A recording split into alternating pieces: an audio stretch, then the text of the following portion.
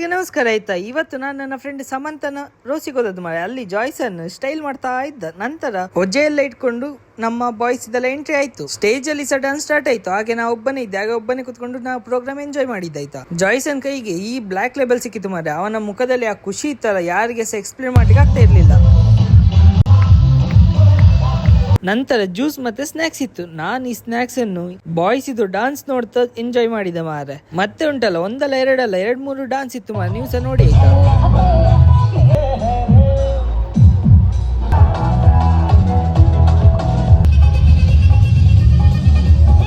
देवभरी सांस दिन तुमका समझता पहिल्यान पहिले हवारदानिता धन्यवाद.